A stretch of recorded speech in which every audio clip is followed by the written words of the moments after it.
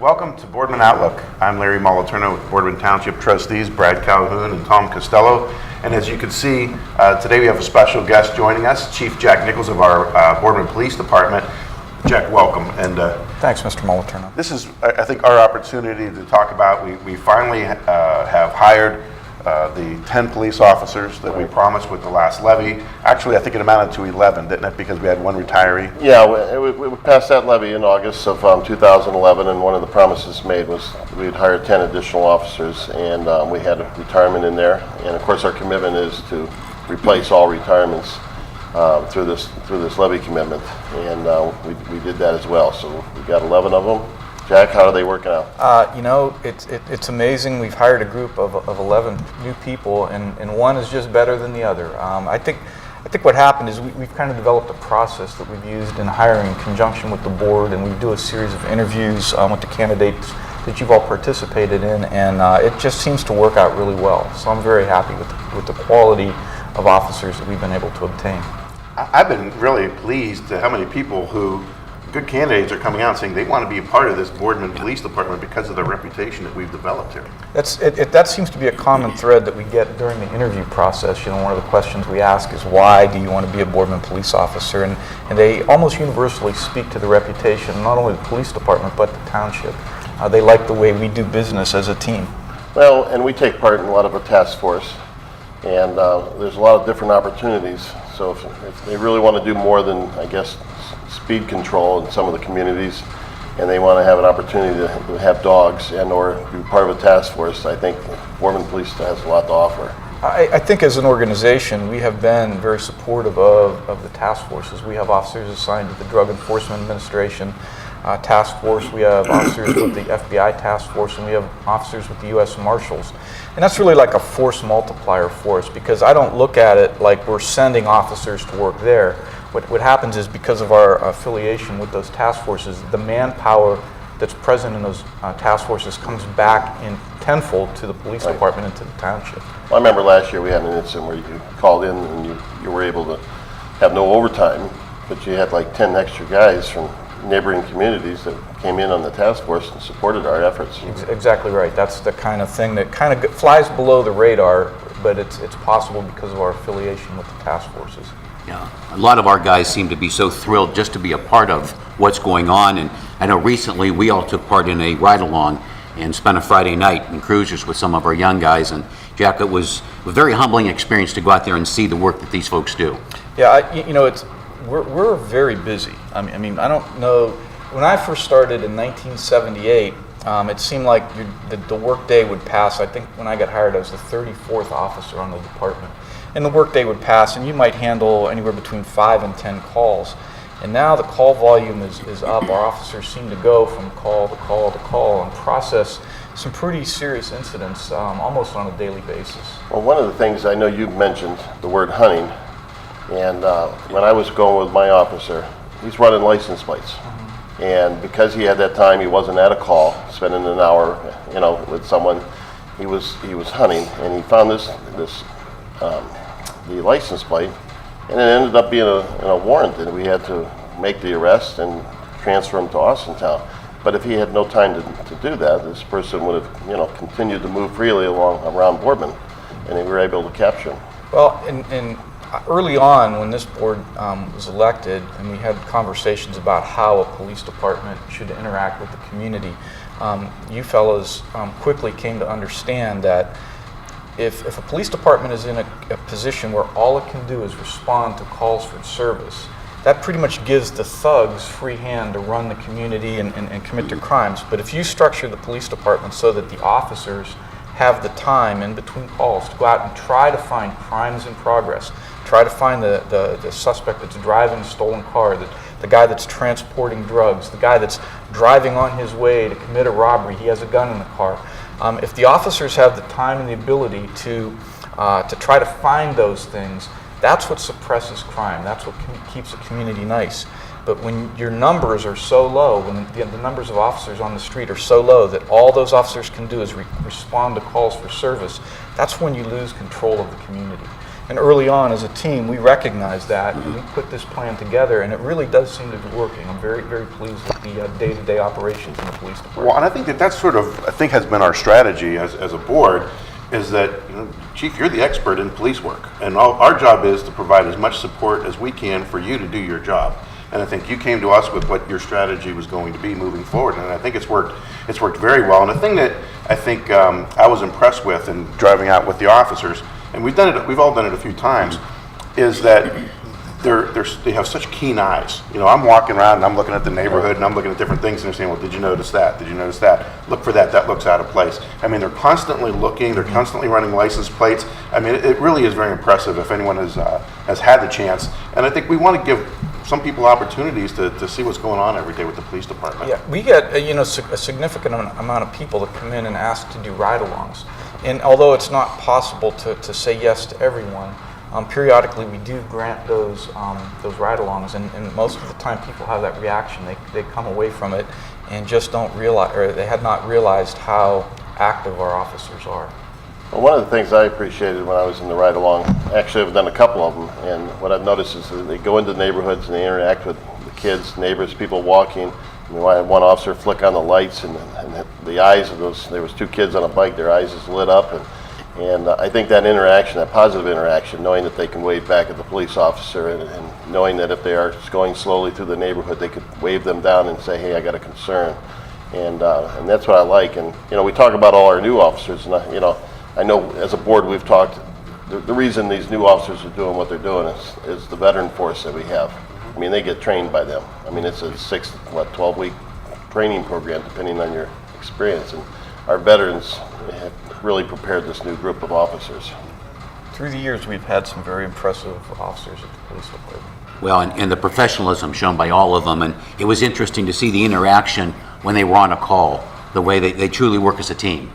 And it made me feel so good to know that, we've got this group out there protecting us and keeping us safe, but at the same time, making the public welcome to Boardman. They know they can come here and enjoy the many facilities, but they know they're going to be provided for. And I guess one other thing I would want everyone to know out there is that the approach is not to sit back and wait for calls. The approach is to go out, and you often use the word hunt. Right. It's to be aggressive, it's to be proactive, and I think it's almost more preventative in nature than anything else. Exactly right. We want to go out and get it. And you want those phone calls. If someone says, boy, I heard, I know my own parents' neighborhood, their home was broken into. And later in the investigation, some neighbors said, I thought I heard some broken glass. I thought someone had dropped something out in the patio, which in fact it was their door. So if you hear things, right, you're asking people, make the call. Right. Rather be wrong than... And for some reason, there's actually people that are reluctant to call the police. And I'll tell you, if my own voicemail, if you call the voicemail at the police department, at the end of my message is my cell phone number that I answer 24 hours a day, 7 days a week. And so for anybody who might be reluctant for whatever reason, that's always an option to them. They can contact me at any time. Yeah, I've had people that I've talked to, and they'll talk about, well, they've seen something that looks suspicious, but they didn't call, or they didn't know whether it was important enough to call. And I think we always tell people, if you have even an inkling of an idea that you might be concerned, you got to give us a call. Correct. Yes. Yeah, that proactive stance. I was at a block watch group a couple weeks ago, and it was interesting. Somebody was talking about some cars that were broken into, and they made the comment, well, we heard the dogs barking and wondered what was going on. I said, did you call the police? Well, we weren't sure what it was. Well, it was 2 a.m, the dogs are barking, which is unusual. Call the police. Right. And that's the message we try to get out to everybody. Yes. Yeah, the people are actually the eyes of the police. That's like a principle of police work that goes back into the 17 or 1800s, that we need to use the eyes of the community. Well, I guess, just mentioning off of Tom what he's saying, I mean, talking about calling, which is our dispatch, maybe you can give us just, 2 minute, 1 minute, update on our new dispatch and our radio system. Well, actually, Mr. Costello made mention of the teamwork of the officers. But there's also teamwork that gets done at another level, at the administrative level, between us. And that teamwork has really produced a lot of really good results over the last few years. Probably the number one thing that I would want to mention is we've completely restructured our communications center. Boardman has had a PSAP, which is a public service answering port for 911 for many years. Actually, since our new building was built, it hadn't been redone. So through a series of grants and seized funds, we were able to completely rebuild the entire communications center. We tore out the old radio system and we partnered with Austintown and built a new radio system, the cost of which was about $1.7 million. And that did not cost the Boardman taxpayers anything. Our portion of that was done through a series of grants that we wrote and through by use of seized funds. When drug dealers get their drugs and money taken off, when we saved that money, we had it available to pay for this renovation. Our phone system was redone. The physical structure of the 911 center was rebuilt because the folks that work in there are in there for an awful long shift. It's a very hard and stressful job. So, I mean, I'm proud, as I know you guys are, of the rebuilding of that facility. And at the cost, you can't beat the price because the price is essentially nothing. The teamwork that happens here has had other good effects. I mean, we've rebuilt our fleet, our vehicle fleet that kind of had fallen into a little bit of disrepair. We have installed a 24-hour-a-day drug drop-off box, mostly through the efforts of this board, I would have to say, because you're the ones that made the contact with the Attorney General and asked for that. It's now in the lobby of the police station, and we can accept surplus drugs and narcotics up from people 24/7 rather than waiting for the periodic dates that get announced. We've really we've obtained the ability to do all of our own maintenance at our road department. The police department has an excellent mechanic, Mike Carquito, and we've been very supportive of him, and he really treats us well. If you remember, we essentially got a free car this year because of Mike. Right. Mike was able to rebuild from the ground up an older car, and we'll get another 3 or 4 years of service out of that vehicle because of his work. So there's been a lot of really good things happening because of the teamwork that we see present here. Well, I think we've tried. I think the folks in Boardman have been very good in supporting the police department in the levy passage and even in the previous levy a few years ago. And we want them to know that we do our best to eke out every nickel of that money and find other ways to supplement that money. And I think things like you're describing are perfect examples of that. But the one thing I want to mention before we go is also the completion of the police department is not just with the hiring of these officers. There's another key element of the police department that we're going to be restoring this summer also, and that's the diversion program. Right. Well, I guess years ago, prior to the layoffs in '08, we had what was called a diversion program where we would take young people, mostly status offenders, and put them into a diversion program at the police department rather than send their case to juvenile court. That ended when we had our layoffs several years ago. Now that we're back on an even keel, on a secure footing, we're going to reestablish that. But in discussion with the board, we've discovered that there's several groups of people that tend to fall through the cracks of law enforcement or the criminal justice system or the social safety net. And the juveniles are part of it. We have a crying need to take a second look at our elderly citizens.